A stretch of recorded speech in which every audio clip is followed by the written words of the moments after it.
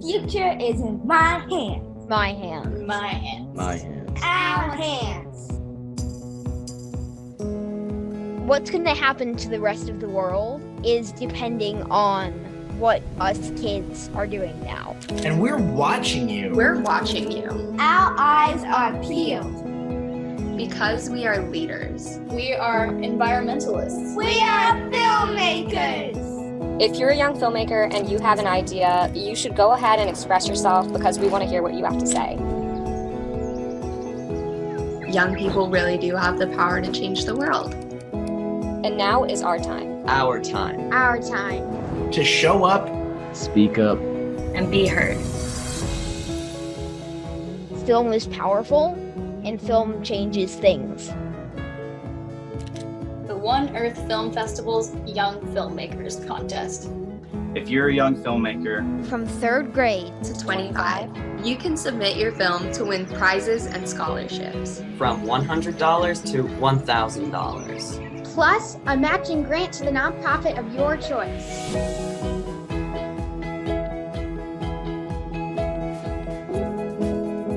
If this is something that you really want to do, you got to put yourself out there as young as possible.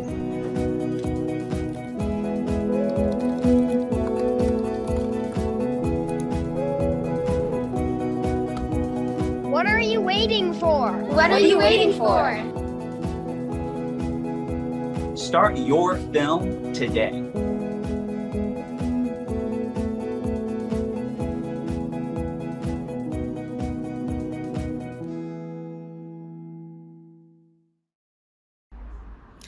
Hello everyone, I'm Sue Crothers, the founding director of the One Earth Young Filmmakers Contest, and together with Lisa Files, the program director, we would like to welcome you to our 10th award event. The One Earth Film Festival and Contest are part of the One Earth Collective based in Chicago, the traditional homelands of the Council of the Three Fires, the Ottawa, Ojibwe and the Potawatomi nations. And I come to you today from Sydney, the land of the Gadigal people of the Eora Nation. And I ask that you consider where you are today and recognise the traditional custodians of country. We pay our respects to elders past and present and extend that respect to all First Nations peoples. For 10 years, the Young Filmmakers Contest has been elevating the youth to address the impacts and the inequities of environmental issues through the creative medium of film. And this year, we received 150 submissions, 2 of which are international recognition from Australia and a notable film from Turkey. Each year, we see a different theme of concerns from the younger generation of activists when it comes to the climate crisis. And this year, there is a stark sense of urgency like no other. A clear message from this generation: no more excuses. There are many raw films that don't speak of hope, but of the expectation that it is now or never to turn the tide, which is the theme of this year's festival. And the pandemic may have impacted the ability for filmmakers to get outside and film, but it didn't stop their creativity. 40% of our film submissions were animations. And animations, you will soon see, can be very powerful. The One Earth Film Festival is unique. It's not just a film festival, but a call to action. In connecting people to action, our winners choose a non-profit organisation whose work reflects the subject matter of their film, and we offer that organisation a matching grant equal to the filmmaker's winning prize. In addition, this year, we introduced a new category called the Environmental Activism Award, where we invited environmental partners to sponsor a film that speaks to their mission. We have 2 such winners this year with 2 environmental partners. So I would like to take this moment for the matching grant organisations and the environmental activism sponsors to introduce themselves and to say hi. Welcome. My name is James Forbes from the Jane Goodall Institute Australia. Hi, I'm Tamara Tripp from Food and Water Watch. And I'm Kate Schwanhauser from Food and Water Watch. Hi, I'm Elena Kalindi Svetlana from Current. My name is Drew Magsman from the Arbor Day Foundation. Dan Chu, Executive Director, Sierra Club Foundation. Nina Williams from NRDC. Tim Donaghy from Greenpeace. David Sachs from the Environmental Law and Policy Center. Hi, I'm Lisa Clayton from Beyond Pesticides. Welcome. All of these amazing environmental organizations are here today. They will be introducing themselves in the chat, so throughout the event, please feel free to connect with them and ask some questions about their work. We invite you to visit their websites and support them, for they, like the filmmakers, are working tirelessly to make a difference for our planet, the people, and the creatures within it.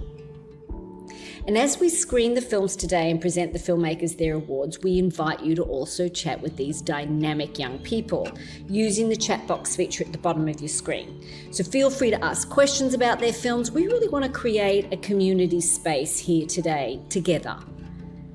And we like to add a fun theme to our virtual events to make them special. And since the contest is all about investing in young filmmakers and environmentalists, our theme this year is Environmental Shark Tank. While the hit show Shark Tank is all about billionaires investing in business people, our show is about supporting the environmental leaders who inspire us. With no further ado, please enjoy the show.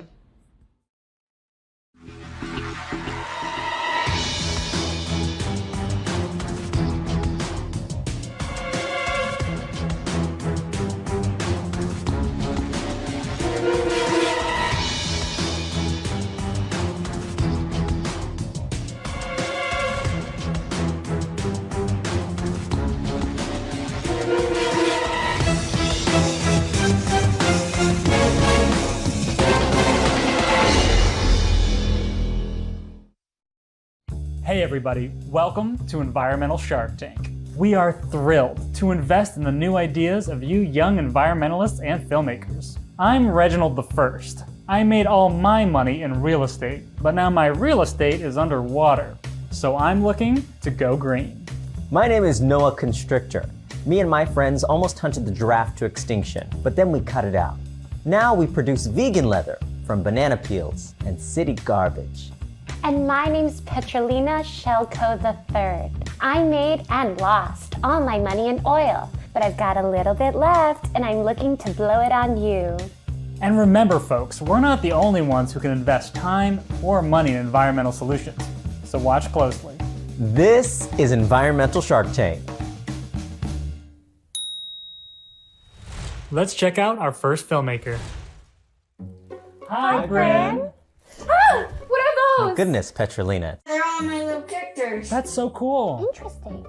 So, Bryn, creatures, what's your film about? It's an educational film about natural ways to get rid of your bug problems instead of using pesticides like this. Wow, that's incredible. The problem with pesticides is that they kill everything. And as someone who is no longer involved in the oil business, I can tell you that people don't like that. Bryn, I may or may not have a collection of exotic animals, then it is getting out of control. What would you recommend for someone who's plagued by endangered lizards and black widow spiders? You could feed them to the lizards. They love these. I love it. Well, Bryn, we're sold. We're cutting you a check for $100 cash prize right now and a matching grant to the nonprofit of your choice. Where do you want the money to go, Bryn? I would donate it to an organization called Beyond Pesticides. So they're trying to go around and try to teach people to not use pesticides, kind of like how I did. Well, you convinced me. I'm pulling my money from the pesticide business and putting it all towards natural solutions. Congratulations! Thank you so much. Thanks so much, Bryn. We're really excited to watch your film. I hope you enjoy my movie. Bad bugs. This is a hornworm. Hello! He's kind of cute, but they're bad for your garden because they eat your tomatoes. Yum! You could use pesticides, but that kills the good bugs too. Instead, get some ladybugs to eat the eggs.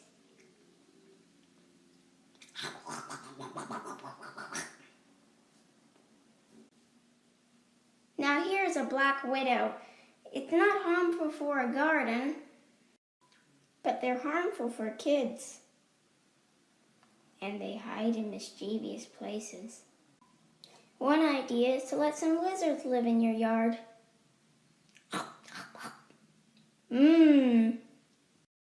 This is a grub. They're bad for the grass because they eat the roots. You know who likes grubs? Crows. Just cluster them up and feed them to the birds. If you use natural solutions for your bug problems, your garden will be a happy and healthy place.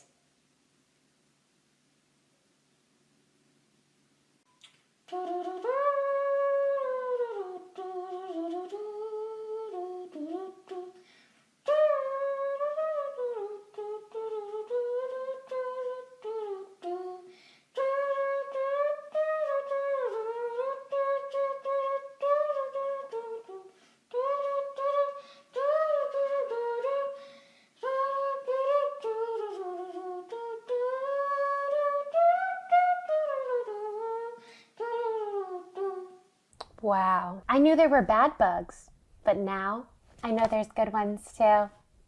Let's check out the next film.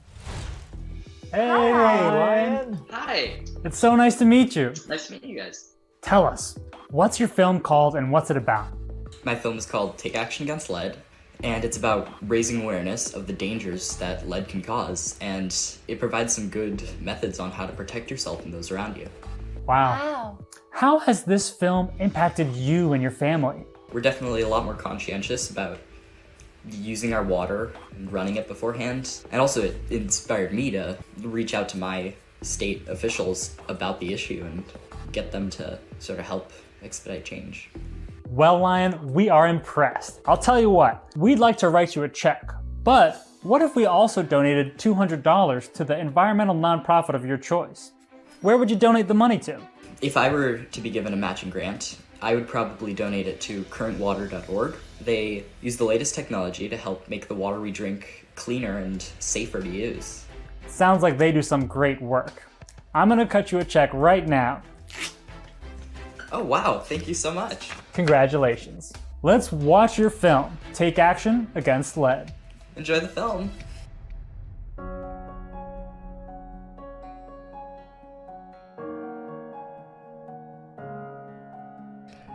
The ancient Romans were a very advanced civilization. They created amazing aqueducts and waterways that carried over 300 million gallons of water a day to its citizens. In around 200 BCE, the Romans started using lead pipes, primarily in upper-class homes and buildings. Lead became so popular, it was used to seal their aqueducts and served as a basis for making bathtubs, cups, bottles, barrels, even to flavor wine, and much more. Lead is durable, strong, cheap, and easy to obtain, and has been used for 6,000 years. It is also poisonous. Lead's toxicity was recorded as early as 2000 BCE, and even Hippocrates warned against its use. Some historians argue that lead poisoning plagued the Roman elite with diseases such as gout and hastened the empire's fall. Nevertheless, its use has persisted throughout time because it is so versatile, abundant, and cheap. It can be used in many industries. Speed up to the modern day, and we still have not been able to escape lead in our society. The city of Chicago has more lead pipes than any other city in the United States, and Illinois the most of any state. Chicago pumps about 1 billion gallons of water a day to its residents. That is a lot of water to be responsible for, and it's important that it is delivered safely. Lead pipes were so prevalent in Chicago that while other cities had abandoned their use, lead pipes were actually required in the city until a 1986 federal ban. According to a recent Vox article on lead, neither cities nor states are required to report data on lead poisoning or test children for lead exposure, keeping the citizens in the dark on how dangerous lead is in their area. Children are particularly vulnerable to the effects of lead poisoning, though it is harmful to everyone. Lead poisoning can cause lowered IQ, seizures, headaches, reduced fertility, pain, and even death. Chicago has over 400,000 lead service pipes. The average cost of replacing a lead service line in Chicago is $27,000. This is incredibly high compared to the average cost of replacing these lines in other cities, which according to the National Resources Defense Council in Chicago is $3,500 to $5,000. Given the much higher city estimate to replace all the lead service lines in Chicago, it would take a whopping $10.8 billion. While efforts are being made in Chicago to replace the lead service lines, in 2021 they only managed to replace 650 lead service pipes. At that rate, it would take 615 years to replace all 400,000 pipes. This is unacceptable. In order for us to rid ourselves of lead pipes and bring clean water to homes not only in Chicago, but across the United States, there needs to be more awareness of the dangers of having lead pipes and how it affects more people than we can imagine. It might even affect you. Once you know the issue, you can help expedite change by reaching out to your state and local representatives. There are also things everybody can do to protect their homes from lead. The City of Chicago has provided a list of things to do. Have your water tested.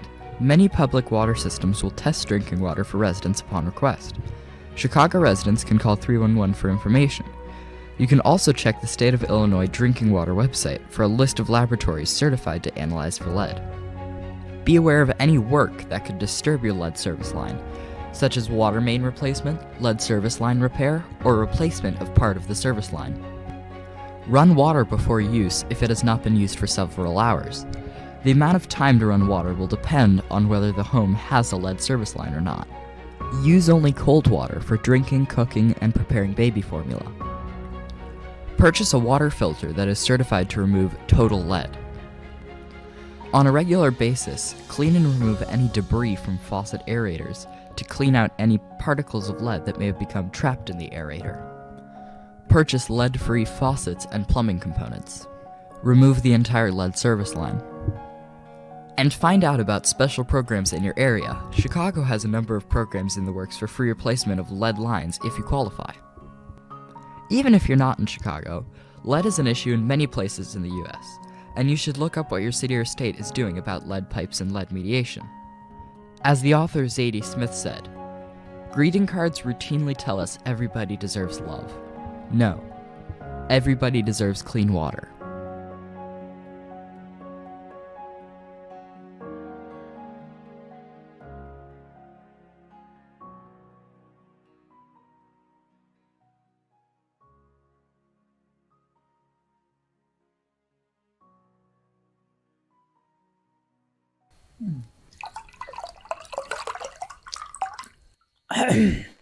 Well, that film taught us a lot about lead pipes. An important issue. On to the next one.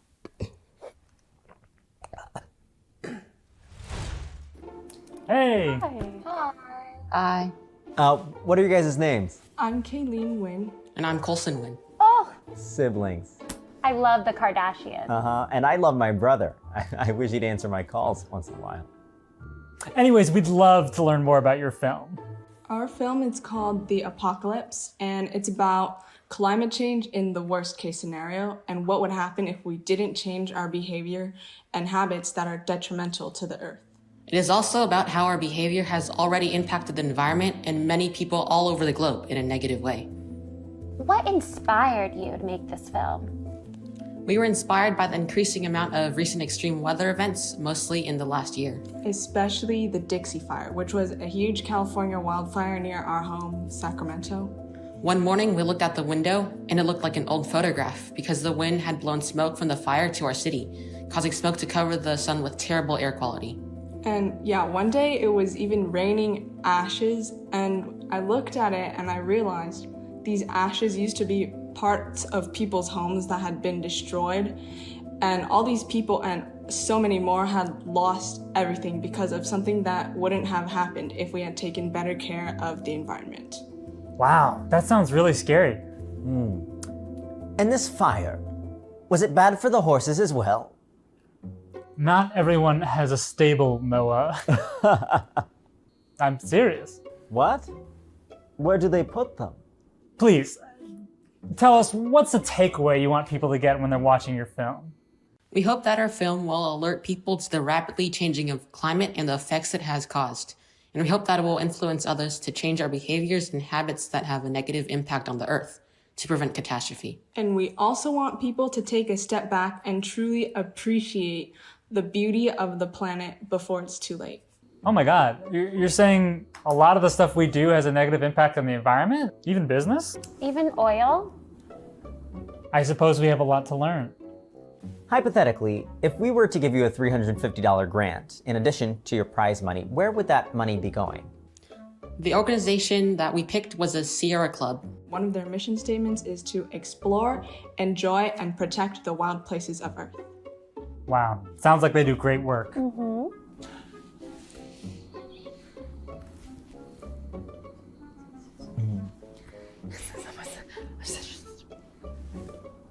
Well, you two, we've talked amongst ourselves and we've decided that we will be giving you a $350 cash prize, and on top of that, a $350 grant to go to the nonprofit of your choice. Congratulations. Let's go ahead and cut you a check right now.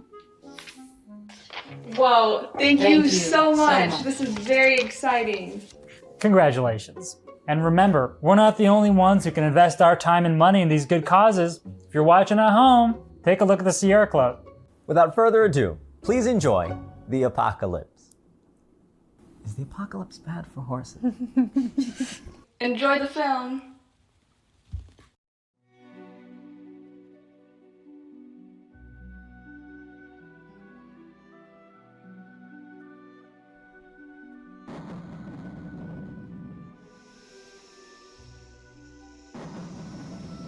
It is a dark and stormy night, so stormy that the oceans have flooded the entire country.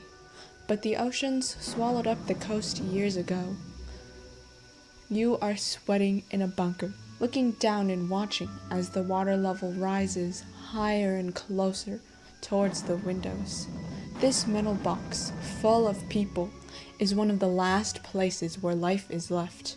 A Noah's Ark of sorts. But this is no miracle. No one can save you. There is no escape. Soon, the supplies and energy will run out, and humanity will succumb.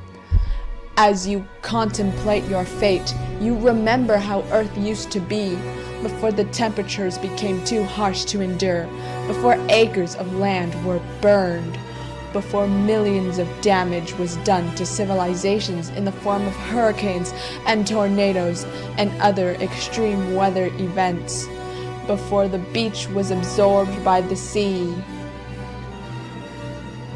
You remember the sky, how blue it was on a perfect day. You recall the rush of wind through your hair as you ran beside the trees or rode your bike, and how fresh and cool the breeze smelled as you walked outside after a long day of being indoors. You remember the animals, the birds chirping, the dogs barking, the squirrels scurrying. You remember picking flowers as a child, or dandelions, and blowing the fuzz into the wind as you made a wish. Oh, how you wish to experience nature again. What would you give to be outside on a beautiful day instead of overheating in a bunker full of random strangers as the world finally meets its demise?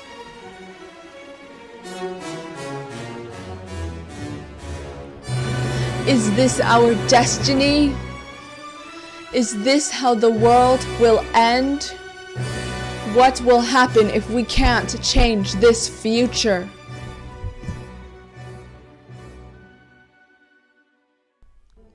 "2021 has been the year of extreme weather, with record-breaking heat, wildfires, snow, floods, and tornadoes. Extreme heat wave events have increased by 4.8 times since the pre-industrial period. Heat waves cause drought and dry conditions, which are perfect for wildfires. In the Dixie Fire of summer 2021, 963,309 acres of land, an area larger than Rhode Island, was burned before it was finally contained after nearly 3 months, of which smoke from the fire spread across not only California, but the whole country, and caused poor air quality. In early 2021, there was a large wave of winter storms, including a snowstorm in Texas that caused over 3.5 million people to lose power. Tornadoes in the Midwest in December 2021 broke many more records. For example, December was ranked as the 10th deadliest month since 1950. Not to mention the increasing amount of hurricanes in recent years. So many that they ran out of names. And these weather events are not only happening in the US, but all over the world.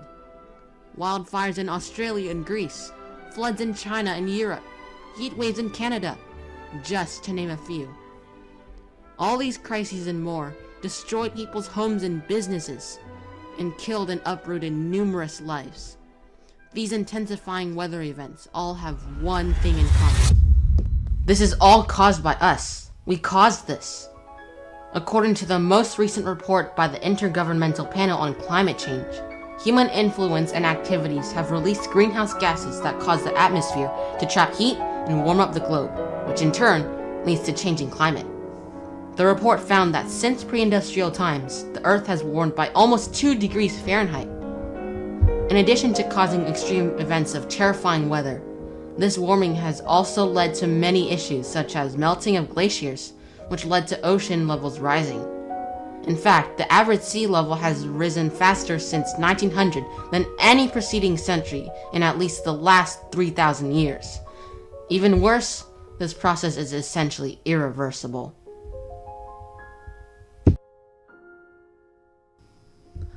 Our Earth, the only planet in the whole universe known to be able to sustain life, is slowly dying. All because of us. Soon, humanity will be dying too. Before long, the places we know and love will be flooded, all the plants will be burned, and life as we know it will no longer exist. But together, we can bring awareness and spread knowledge and truths and facts. We can make our own difference, and we can elect leaders who will make the necessary changes to save our planet. That dystopian apocalypse scene, seemingly something out of a science fiction novel, will not be our fate. Together, we can fix what previous generations have brought onto us, and we can fix the issue we have prolonged and continued. Together, and only together, we can alter the course of life itself.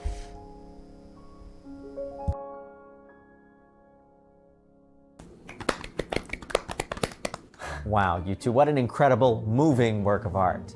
The only thing I can do with paper is sign whatever my lawyer brings to me. I once made a paper airplane, so... Let's check out the next film. Hey, Hello. How are you? Hi, it's going good. How are you? Yeah, we're good, I think.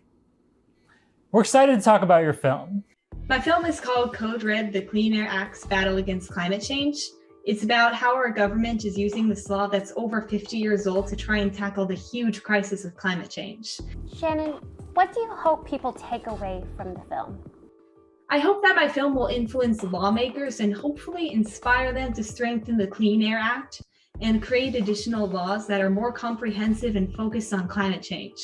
And I hope that all people who see my film will pressure their lawmakers to make the changes that we need, because their job is to represent us in our interests. And I also hope that people will walk away from my film remembering that environmental issues shouldn't be so partisan.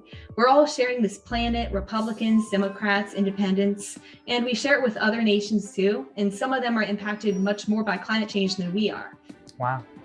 Shannon, you make some great points. I think we can all take individual actions against climate change, community actions, and also political. If we were to not only give you a cash prize, but also a matching grant, what environmental nonprofit would you give the money to? I chose Greenpeace USA because they really fight for environment on so many different fronts. Not just dealing with climate change, but also fighting for endangered species in the wilderness and things that affect our ability to eat safe food, drink clean water, and even breathe clean air. And we really need organizations like Greenpeace to educate people and make our governments and corporations accountable for their actions. Well, Shannon, it's your lucky day. We're writing you a check and a check for Greenpeace. Congratulations! Oh, wow. Thank you so much. Up next, Code Red, the Clean Air Act's battle against climate change. Bye, Bye, Shannon. Thanks for watching. Enjoy my film.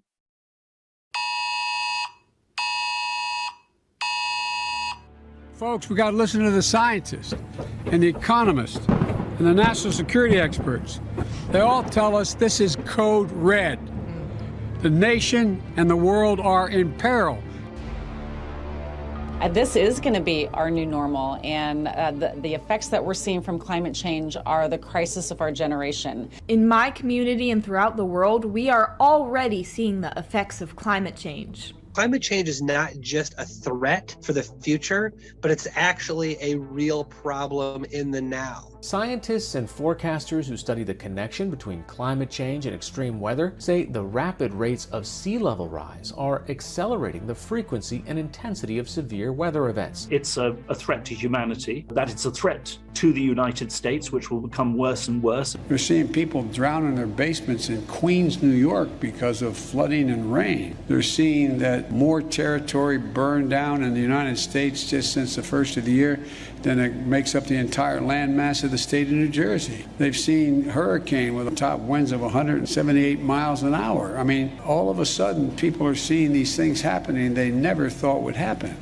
And the federal government is taking measures to protect us from this crisis. But its primary weapon in this battle is over 50 years old, a law that was written long before climate change was even making headlines. The Clean Air Act of 1970 provides the basis for the vast majority of federal efforts to reduce the impact of climate change. The Clean Air Act was first introduced in 1970, back when the kind of this notion of climate change was very much still on the fringes. The Clean Air Act, in my opinion, is one of our nation's most successful laws. It's actually saved millions of lives since it was enacted. And the reason is that breathing dirty air is actually really bad for our health. Every year, something around 350,000 people die from exposure to particulate matter pollution. So it's kind of like a COVID pandemic happening every single year just because of our use of fossil fuels. One of the reasons the Clean Air Act has been successful in fighting climate change is because of its flexibility, giving power to the Environmental Protection Agency to review and update air quality standards based on current conditions. And the idea was that, of course, as time goes on, new air pollutants might arise, and the EPA needed to be able to address new things that Congress hadn't envisioned. In 2007, the Supreme Court put this flexibility to the test. In April, the Supreme Court ruled 5-4 in favor of plaintiffs' argument that EPA is authorized to regulate automotive greenhouse gas emissions under Section 202 of the Clean Air Act.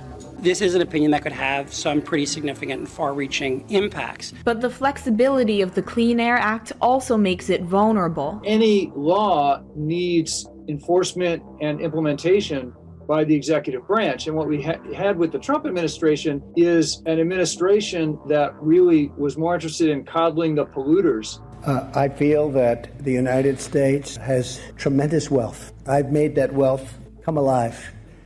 And I'm not going to lose that wealth. I'm not going to lose it on dreams, on windmills. Science denialism and climate denialism was something that was just too prevalent in the movement. And because they didn't like the policies of the left, they decided that the problem of climate change was fake as well. And that's not how science works. That sort of interference in science has really been harming people across the country. Since coming into office 1 year ago, the Biden administration has been undoing more than 100 Trump-era regulations that favored fossil fuel industries and weakened essential environmental protections, including the Clean Air Act. So what happens here depends on who's in here and who's in here. There was a time when these environmental issues and clean air and clean water were not considered partisan issues. And that time was 30, 40 years ago when we passed a lot of our landmark environmental regulations and laws in this country. Back in 1970, you did have a lot of support among Republican elected officials for cleaning up the environment, and they showed great leadership. Every year that we delay action, we continue to emit more greenhouse gases, and that pushes us closer and closer to higher temperatures, more climate chaos, all of those bad things. I think there's been skepticism from people more on the conservative side of things or the Republican side of things, thinking that people on the left are just using climate change as an excuse to introduce all these other kinds of policies and agendas that would impact the economy and American society and all those kinds of things. So I think that's one problem, that there's been kind of this shift on the Democratic side towards tackling climate change using everything rather than specifically looking at the issue of reducing emissions. But the Clean Air Act is not a strong enough weapon in this fight. But by itself, it's not going to be enough, probably. And we do need Congress to take further steps to make sure that we're able to fully meet the climate challenge. We need to vigorously enforce the Clean Air Act and ultimately to strengthen it.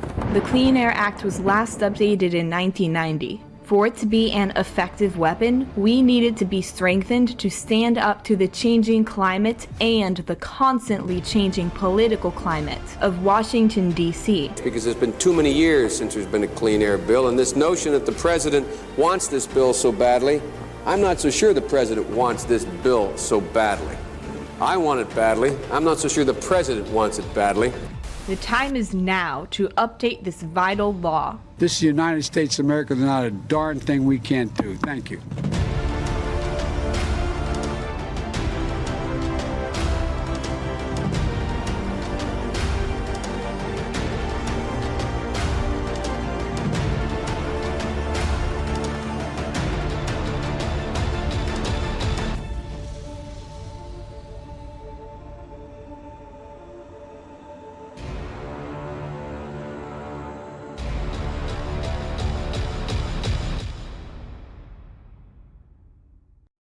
Shannon, what a stirring call to action. Thank you so much for speaking truth to power.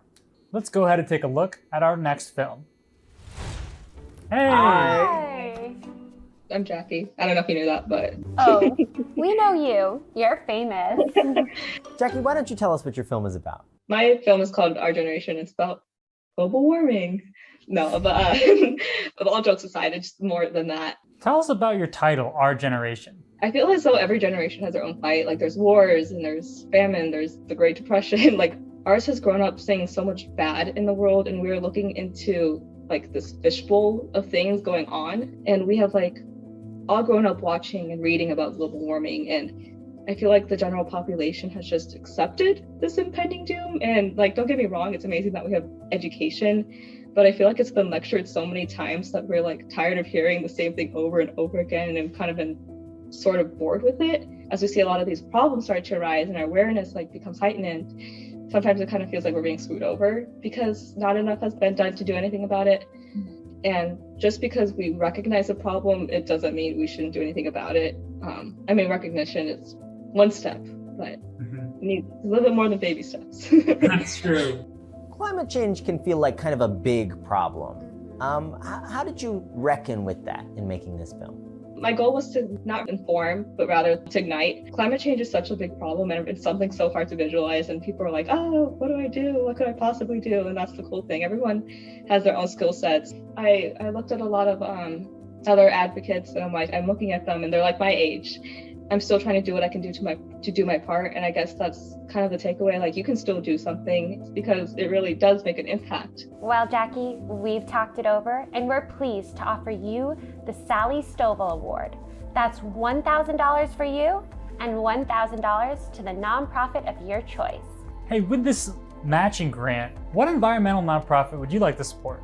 I would donate to NRDC. They use different experts in many different fields and members to advocate to confront climate change. Wow, sounds like they do great work. Congratulations. Take it, Queen. Thank you so much. Bye, Bye, Jackie.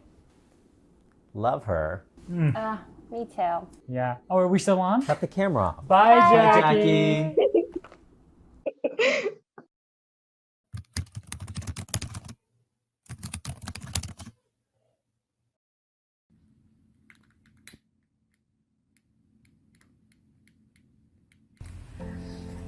They say our generation tries to grow up too fast.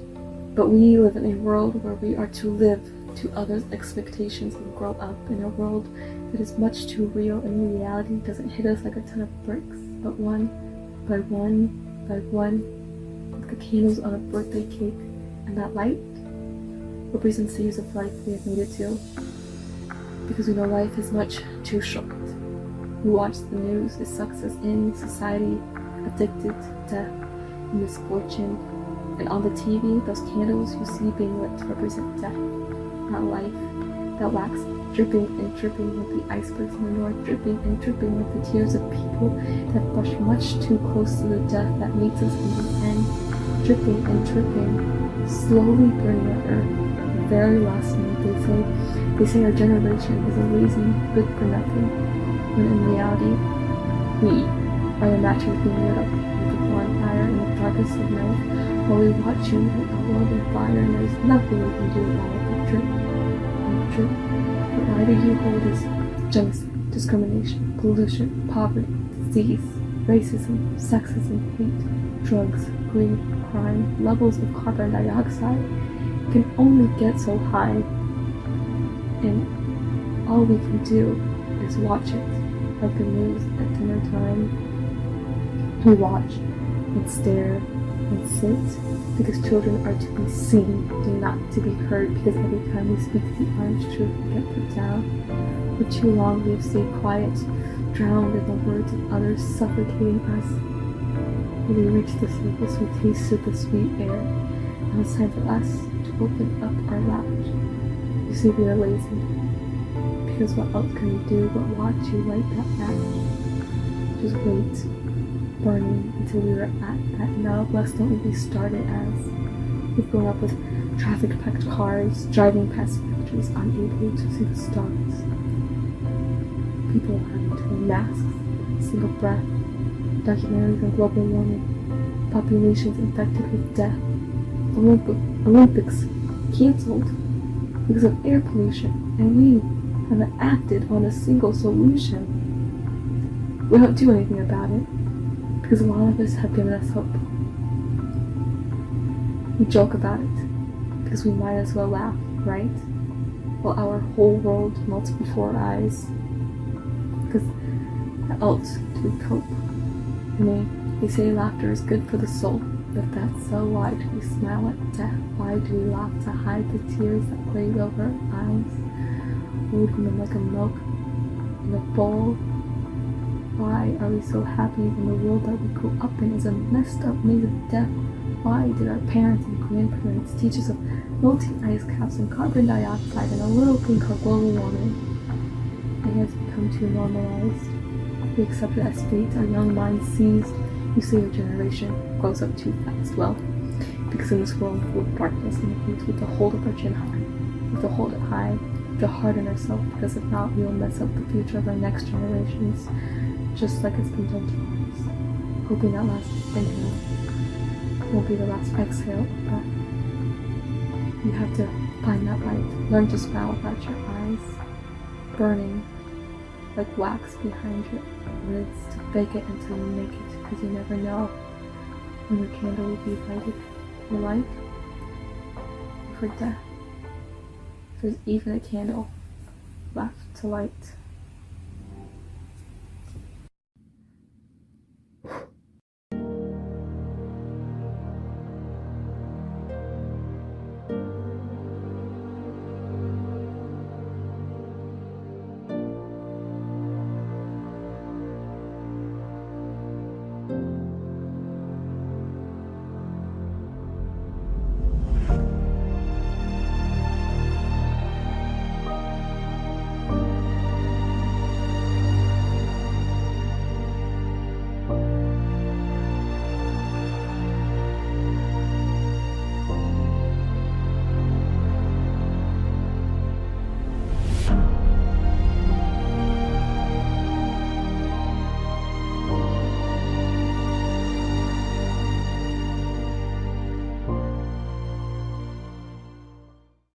Wow, thank you, Jackie, for your inspiring film. Our next filmmakers are Eleanor, Abby, Ashley, Sophie, Maya, and Elliot. Hey. Hello, everyone. Hi. We're so excited to meet you and talk more about the great group that made this film and the cause behind it. So we basically did a koala protection ad based on the little ways that the community can get involved in helping with conserving the species, because it is an endangered species as of a couple of weeks ago, I believe. So we were like, let's make something that's like narrative based and is going to like connect with audiences and like kind of pull at their heartstrings a bit. On an international level, what can people do to help the koala? Obviously, they only live in Australia. What can we do if we live somewhere like maybe a mansion in the United States? We were kind of looking at just like southeast Queensland in Australia. So this was sort of for our small community. But I guess it would be like donating money to those rehabilitation centres and spreading awareness. Yeah, as well. Yeah. Just like, small acts of kindness. Yeah. I do also think that like last week the news of them being endangered, and that's when everyone started like making social media posts and stuff like that. But prevention is probably key with all animals and all environment in general. And so get involved before they get on a list. Yeah. I want to touch a koala. Talk about that. Well, obviously they're so cute, and one of my favorite parts of our little video was just like witnessing those moments was really special, and I think like, yeah, they're very cute. Yeah, you got to see the special moments up close. Seeing each koala kind of have a personality. Like there was one called Jordan. There was one called Jordan that was just making noise throughout the entire time we were at the like. Yeah, he was angry. Yeah, I feel like he always does it. Like it was just fun. Wow, I'm learning so much. Oh, what's this? Special investor? It's the Jane Goodall Institute of Australia. Give me the phone. Jane, what's up? $500? Uh-huh, I'll put her on. Me? Yes.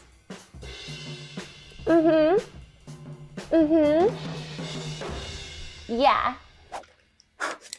Congratulations. Crazy. Congratulations. Oh, thank you so much. Bye. Nice meeting you. Enjoy the film.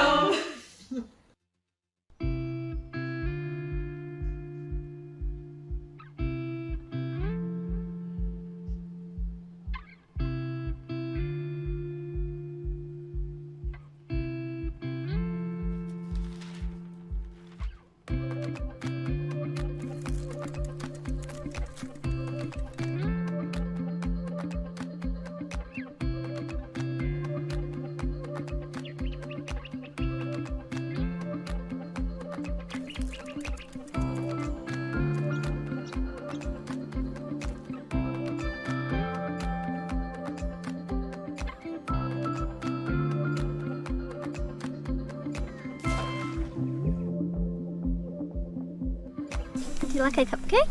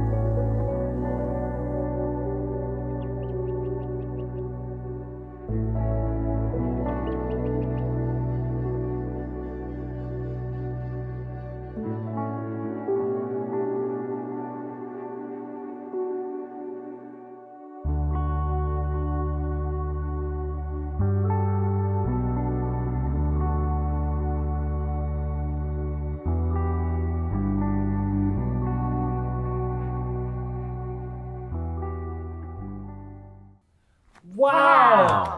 Incredible! What sorry. So no, you go. Sorry. One of you speak, please. I'm freaking out. Let's take a look at the next film. Hey! Hi. It's nice to meet you. How are you? Nice to meet you too. I'm doing good. How are you guys? We're good, thanks. Please, tell us about your film. Yeah, so my film is called Back on the Path, and it's about manatees and their reclassification from endangered to threatened back in 2017. My film is about their path from potentially going back to endangered. After someone watches this film, what do you hope they take away from it? My hope with my film is that people who live near and far away, I guess, from manatees can see it and want to help. 2021 had the most manatee deaths of any single year on record that we have, which hurt. There's just a few thousand manatees in the world, and so 1,000 of them disappearing just like that is devastating. Also, just look at manatees, man. They're adorable. How can you not love them? How do you not want them to be more of them? They're just awesome. They are pretty cute. Manatees are members of a group of animals known as the Sirenians, the closest living relatives to the elephants in North America. What must it be like seeing one up close? They're so gorgeous and gentle, and they're huge, and it's just fun, it's just cool to see them like in person and seeing them in their natural habitat. Part of the big thing in my film is seeing how cute and lovable and almost defenseless these animals are, and then all these horrible things that have been happening to them and how preventable it is. The Save the Manatee Club, which provided a lot of the B-roll and support I needed to create my film, it's just a great organization, and they do so much great work. Like a lot of those boat speed zones and seeing where manatees are and where they're going and trying to get ahead of those so that way people don't accidentally hurt them. Did you say boats? No, not possible. Boats are a threat to manatees? I'm sorry, but I feel sick. Surely you're not referring to my daddy's boat? Yeah, surely it can't be Daddy's yacht. Daddy's yacht never hurt a manatee. It can't be Daddy's pontoon. I think we have to change our ways. You're welcome, manatees. Oh, what's this? Back downstairs, Barbara. Oh my God, Jarrett, we've got a special investor. The Food and Water Watch wants to invest in your film. A $500 prize. Wow, that's for you, and they want to use your film in their work to save the manatees. Here's your check. I hope it buys you all of the water lettuce that the manatees need. Hey, wow, thank you guys. Congratulations. What an incredible accomplishment. Truly, my hat goes off. To you. Yes. And now let's go ahead and watch Jarrett's film, Back on the Path. Thank you very much. And save the manatee. But what about the horses?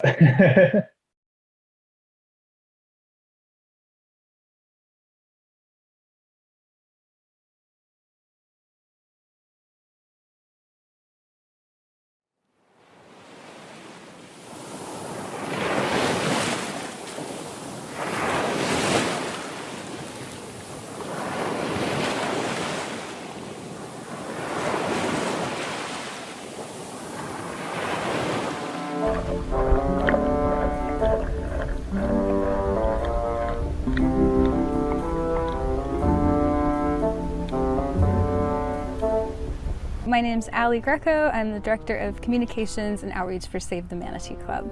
And my role is to do anything related to public awareness and education for manatees on behalf of Save the Manatee Club. Manatees are the only aquatic mammals that are herbivores, so they do not hunt anything, they only eat plants.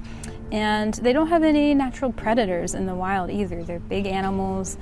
Alligators and sharks don't see them as a threat, competition for food, so they don't have any predators. But they do face a lot of threats in their natural environment from different human causes. In 2019, we saw a record number of manatee deaths caused by watercraft collisions, boat strikes, and other accidents on the water. This is really upsetting because these are preventable deaths. These are things that people can prevent by being safe, watching out for manatees on the water, following those posted speed zones, looking around for them, just doing the right thing on the water. The growth of an algae known as red tide has exploded in Florida this year. Hundreds of sea turtles, thousands of fish, and dozens of manatees have died. Dead marine life is washing up on thousands of miles of beach on Florida's west coast. The culprit is a toxic red tide algae bloom. It's actually the worst since 2006. Red tide algae is a toxic, harmful algal bloom that occurs in the Gulf of Mexico, and it's a neurotoxin. So red tide algae can cause neurotoxic effects in manatees and other wildlife, fish and dolphins. They might have trouble breathing. So when there is a toxic red tide algal bloom, manatees can drown, they'll have seizures or other neurotoxic effects from the algae. So it is a naturally occurring phenomenon, a seasonal phenomenon, but it can sometimes be exacerbated by fertilizers and other pollutants from human causes that are getting into the water and making these harmful algal blooms even worse. So some years it's worse than others. In 2018 we had a massive red tide algal bloom that hurt and killed a lot of manatees and other wildlife. In addition to the red tide algal blooms, which are primarily found on the Gulf or the west coast of Florida, there's another type of harmful algal bloom that occurs in the east coast of Florida. It's a blue-green algae. And again, that's fueled mostly by fertilizers, nitrates, phosphates, other chemicals from human use, so it could be from septic tanks or sewer leaks. This year, there's again been horrible, harmful algal blooms on the east coast of Florida, fueled from human activity. This is something that's been occurring and getting worse and worse each year over many decades, but we've sort of seen it come to a head in the 2020 and 2021 winter season. The Indian River Lagoon is a intercoastal waterway on the east coast of Florida. It spans many counties and many miles. It's a really important winter habitat for manatees. They're found there in the winter, especially congregating near power plant flows. So power plants are giving off warm water. They're releasing warm water into the lagoon, and manatees love that warm water. They need warm water to survive, and they're found there in the winter. So meanwhile, throughout the lagoon, there were these harmful algal blooms. They're being fueled by more and more pollutants. And when the algae is blooming, it covers the surface of the water and it shades out seagrasses from getting the light that they need to photosynthesize and grow. Normally in the winter, manatees will stay near warm water during the day. They'll go out and look for seagrass and things to eat, and then they'll come back there at night and stay warm. Unfortunately, this winter, with no seagrasses around, the manatees were kind of stuck near these warm water sites. They have nothing to go eat in the surrounding area. If they wanted to look for stuff to eat, they'd have to travel really far into cold water, which could be deadly for them. So ultimately, they had a choice. Go look for more food to eat and become cold and potentially freeze, or stay here in the warm water and potentially starve with no food nearby. And unfortunately, what they chose was the latter. So a lot of them stayed warm. Instinctively, they know they need warm water to survive, but they starved because there was no food in the nearby area. There are a lot of different things that people can do to help manatees in their everyday lives. If they're in Florida, whether they live here or they're visiting and they're going out on the water, they're going to be around manatees, don't feed or give water to manatees. Even if you love them and you want them to come closer to you, this can alter manatees' behavior, make them hang around looking for handouts. We don't want to do that. We want to protect manatees by keeping them wild, keeping our hands off them, and just watching them passively. At home, you can do things to help manatees too. So if you live in Florida, don't fertilize your yard, or only fertilize when necessary at certain times of year when it's not the rainy season. Your county government or other local agencies should have guidance on how to follow Florida-friendly landscaping practices and other routines that help prevent fertilizers and other chemicals from entering our waterways. Save the Manatee Club does provide free resources to boaters or people who live in Florida, or just anyone who wants to learn more about manatees. You can go on our website, savethemanatee.org, and request them, and we'll mail them to you free of charge as part of our education efforts. If you have a boat or you know someone that has a boat, we have cheat sheets on how to look for manatees or report a sick or injured one. We have stickers with those numbers that you can stick on your boat or on your cooler, so you always have it handy. And if you know anyone with waterfront property where manatees are often seen, we have signs, outdoor signs that has that information as well that they can post.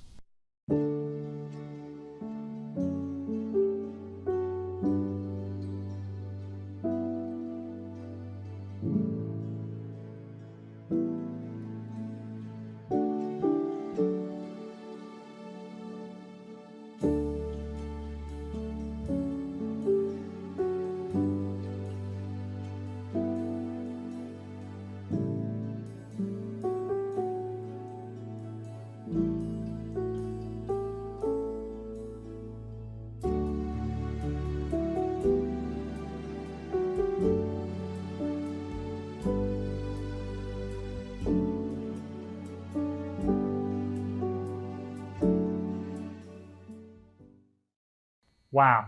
What an incredible film, Jarrett. Thank you so much. Let's go ahead and meet our next filmmaker. Hello. Nice to meet you. It's nice to meet you too. So, Tim, can you tell us what your film is called? And what's your film about? The film's called Endangered, and it's about how people's actions can affect others. In this case, it's where the farmer's actions affect the bees that live near his house. And how has the experience of making this film changed you? When it comes to bees, I kind of respect them a lot more because of all the research I've done. And I kind of, when I like say mow the lawn and I see like a bee gathering its pollen like on a little flower, I kind of just wait till it moves on before I continue mowing. But I have a mutual respect for them. So important. In my mind, bees are basically essential workers. We gotta be giving them benefits, a maternity leave for the queen. So true. Plus, I think their outfits are chic. And I like the way that they swish sugar around in their mouths. I wish I could, but my doctor says no. Tim, if we were to give you a matching grant to support the bees, in addition to a cash prize, where would you give that money?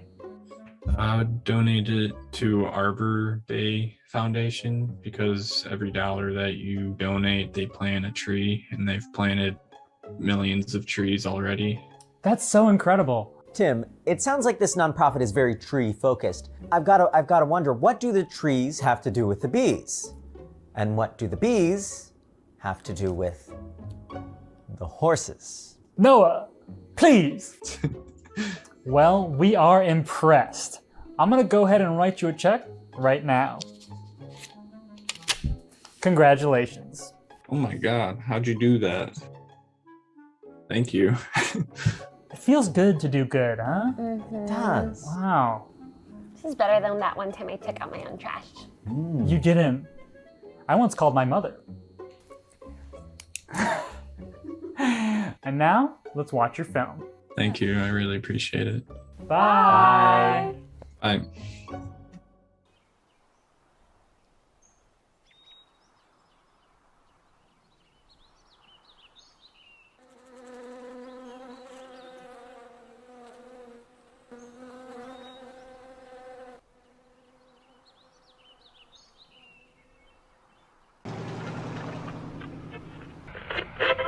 Breaking news. Bees close to extinction.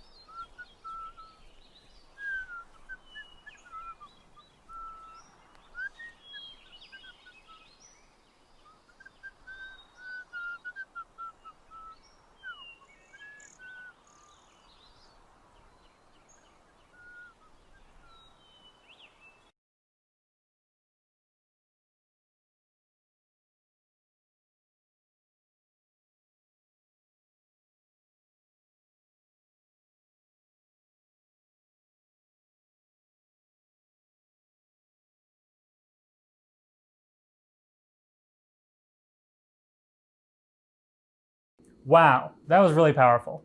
Yeah, I'm hearing Oscar buzz. On to the next film. Hi. Nice to meet you. Why don't you tell us a little bit about your film? My name is Jinqi Zhang. My film called Hopper's Day is about a small cricket want to achieve the dream in an abandoned quarry. What are some key takeaways you hope people get after watching your film? I hope they could find kind of relief and maybe they will have sympathy for other creatures on the planet. Jingxi, you mentioned something about sympathy. What is that?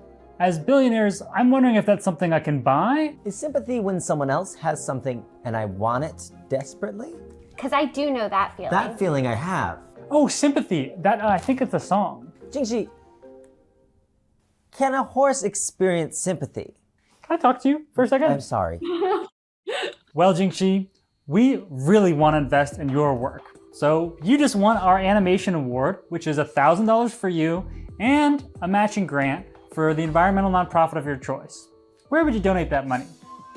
Well, if I have 1,000 grant, I would love to divide it equally and donate to the environmental law and policy center and also the food and water watch. They are working on protect the waters in our world so we or the wildlife can live safely. Wow, sounds like they do great work. Mm-hmm. I'm gonna go ahead and cut you a check right now. There you go. Oh, wow, thank you. Wow, I really appreciate it. Thanks so much. We're not gonna make you wait any longer. Up next, our final film for tonight is Hopper's Day. Please enjoy. Have a good, nice day.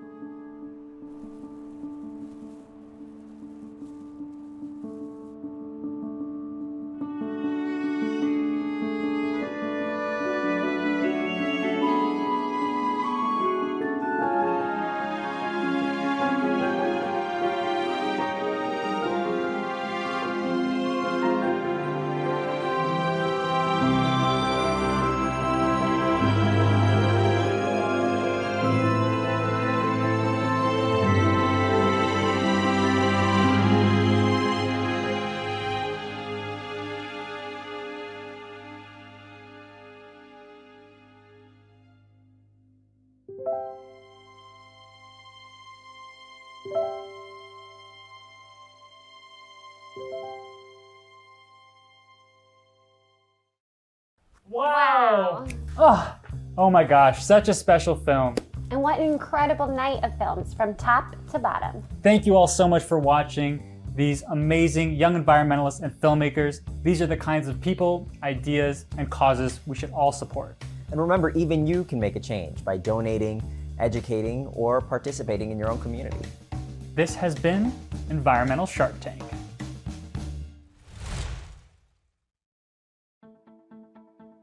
We hope you enjoyed our version of Shark Tank. Thank you all for joining us today and celebrating these young filmmakers. It's always a tough job narrowing down our winners from so many quality films, so I'd like to take a moment to thank our amazing judges. Many are with us today. They volunteer their time and their talents. We are always eternally grateful. And I'd like to thank Lisa Files. She keeps the renewable energy flowing for this contest. And a big thank you to Corinne Chapman and Adam Joel of Aggressively Compassionate for producing today's awards event. And of course, to our sharks. Thank you, Daniela Aguilar, Vinnie Thomas, and Adam Joel. And one final thank you to Dick Alton for continuing Sally's legacy and raising funds for the Sally Stovall Award. Thank you, Dick. Thank you. And I would be remiss if I didn't mention that we are a nonprofit organization ourselves. Your support can help us keep lifting voices of inspiration. The organizations chosen by the filmmakers also need support. So if you want to take action, please help them in the collective healing of our planet. Thank you for sharing this virtual space with us, and thank you to these amazing young filmmakers, a generation who are leading the way. Be well and stay safe. Oh, goodness. Oh man, I hope we can all make it, you know? Well, if we don't, pancakes at the bunker. Yes! Oh, are we still rolling? Oh my God. Don't bring your families, there's only room for 3.